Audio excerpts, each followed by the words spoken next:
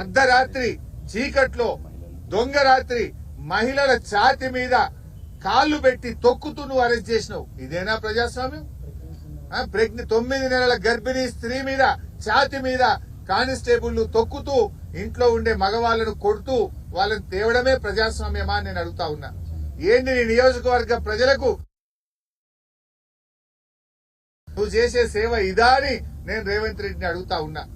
ఇవాళ ఈ ప్రజా పాలన మీద ప్రజల తిరుగుబాటు నీ కొడంగల్ నుంచే ప్రారంభమైంది. నువ్వు అక్రమంగా అరెస్ట్ చేసి మా నరేందర్ రెడ్డిని జైల్లో పెట్టావు కావచ్చు, మా కేటీఆర్ మీద కుట్రలు చేస్తావు కావచ్చు, కానీ తిరుగుబాటు ఆగదు. నిన్ను ప్రజలు గద్దెదించేదాకా కూడా వదిలిపెట్టరు అని హెచ్చరిస్తా ఉన్నా. అయినా దేనికోసమే ఫార్మాసిటీ? ఆల్రెడీ గత ప్రభుత్వం మా ప్రభుత్వం ఉన్నప్పుడు 14,000 ఎకరాల భూమిని ఫార్మాసిటీ కోసం సేకరించినాం. ఆడబెట్టు ఫార్మాసిటీ. ఆడ ఫార్మాసిటీ పెట్టగా నేను ఎవరొద్దంటున్నారు? 14,000 ఎకరాల భూమి ఉంది కదా అంటే అక్కడనేమో ఈయన 4th సిటీ కడతారట, రియల్ ఎస్టేట్ వ్యాపారం చేస్తారట, తన అనుయాయులకు తన కంపెనీలకు భూములు కేటాయించి భూములు కొల్లగొట్టాలని కుట్ర చేస్తా ఉన్నాడు. అక్కడ రియల్ ఎస్టేట్ వ్యాపారం చేసి డబ్బులు సంపాదించాలని రేవంత్ రెడ్డి కుట్ర చేస్తా ఉన్నాడు. ఈ భూములేమో ఫార్మాసిటీ కోసం సేకరించిన భూములు రియల్ ఎస్టేట్ వ్యాపారం చేస్తారట. కొత్తగా జహీరాబాద్ లో కొడంగల్ పోయి దళిత గిరిజనుల భూములు లాక్కుంటారట. ఇందిరమ్మ రాజ్యం అంటే ఇదేనా? ఏం చెప్పింది ఇందిరమ్మ? ఇందిరమ్మ దళితులకు గిరిజనులకు భూములు పంచితే ఇందిరమ్మ ముసుగులో రేవంత్ రెడ్డి ఈ రోజు దళితుల గిరిజనుల భూములు లాక్కోవాలని చూస్తా ఉన్నాడు. ఆనాటి ఇందిరమ్మ ఎమర్జెన్సీ పాలన ఈ రోజు రాష్ట్రంలో తలపిస్తా ఉన్నది. నువ్వు భూములు గుంజుకోవడమే ఇందిరమ్మ పాలన? దళిత గిరిజనులను అక్రమంగా కేసులు పెట్టి జైల్లో పెట్టడమే ఇందిరమ్మ పాలన? నేను అడుగుతా ఉన్నా. నిజంగా ఫార్మాసిటీ పెట్టాలి, ఫార్మా కంపెనీలు రావాలంటే గత ప్రభుత్వం సేకరించిన 14,000 ఎకరాల్లో నువ్వు ఫార్మా కంపెనీలు పెట్టు. ఈ కొడంగల్ గాని జహీరాబాద్ లో గాని నువ్వు సేకరించిన భూమిని వెంటనే విత్డ్రా చేయి. రైతుల భూములు రైతులకుంచు, రైతులను అన్యాయంగా వేధించొద్దు అని చెప్పి రేవంత్ రెడ్డి ప్రభుత్వాన్ని మేము హెచ్చరిస్తా ఉన్నాం. అయినా నీ ప్రాధాన్యత ఏంది? నీ ప్రాధాన్యత అదాని, నీ ప్రాధాన్యత నీ తమ్ముళ్ళు, నీ ప్రాధాన్యత నీ అల్లుళ్ళు. అంతే తప్ప నీకు గిరిజనులు పట్టది, దళితులు పట్టది, పేదలు పట్టది. నువ్వు నీ అల్లుళ్ళ కోసమో అదానీ కోసమో అంబానీల కోసం పేదల భూములు గుంజుకొని ఇవాళ వాళ్ళకి కట్టబెట్టే ప్రయత్నం చేస్తా ఉన్నావు. తస్మాత్ జాగ్రత్త.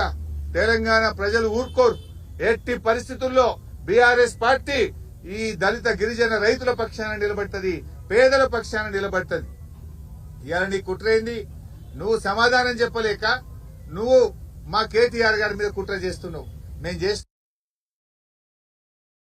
భూమి పోయే వాళ్ళ మీద నువ్వు గాని, దామోదర్ రాజనరసింహ గారు గాని, కోదండరామ్ గారు గాని మీరొచ్చి రెచ్చగొట్టింది కదా. మీరొచ్చి ఆ రోజు ఎన్ని రకాలుగా భూసేకరణ జరగకుండా ప్రజల్ని రెచ్చగొట్టి పోలీసుల మీద కారం జల్లే ప్రయత్నం చేసిండ్రు. మరి ఆ రోజు మేము మీ మీద పెట్టాలంటే కుట్ర కేసు పెట్టి మిమ్మల్ని అరెస్ట్ చేయలేకపోయామా? ఆ తప్పుడు పనులు మేము చేయలే. ప్రజాస్వామ్య బద్దంగా మేము వ్యవహరించాం. ఇవాళ నరేందర్ రెడ్డి గారికి ఏ సంబంధం లేదు. నరేందర్ రెడ్డి గారు అక్కడ ఒక ప్రతిపక్ష నాయకుడిగా, మాజీ ఎమ్మెల్యేగా ప్రజలు, గిరిజనులు, రైతులు తన దగ్గరికి వచ్చినప్పుడు తను నైతిక మద్దతునిచ్చాడు. ప్రభుత్వం దృష్టికి తీసుకుపోయాడు. ప్రభుత్వంతో ఈ భూములు తీసుకోవద్దని చెప్పి ఆ రైతుల కోసం ఆయన మాట్లాడే ప్రయత్నం చేసినాడు. పార్టీ దృష్టికి తెచ్చాడు. ఇక నరేందర్ రెడ్డి గారిని ఇరికిస్తారు. మళ్ళా ప్రశ్నించే గొంతు ప్రతిరోజు ప్రభుత్వం మీద పోరాడుతున్న కేటీఆర్ ను కూడా అక్రమంగా ఇరికిచ్చారు. ఇప్పుడే మేము ఆయనతో మాట్లాడాం, నరేందర్ రెడ్డి గారితో.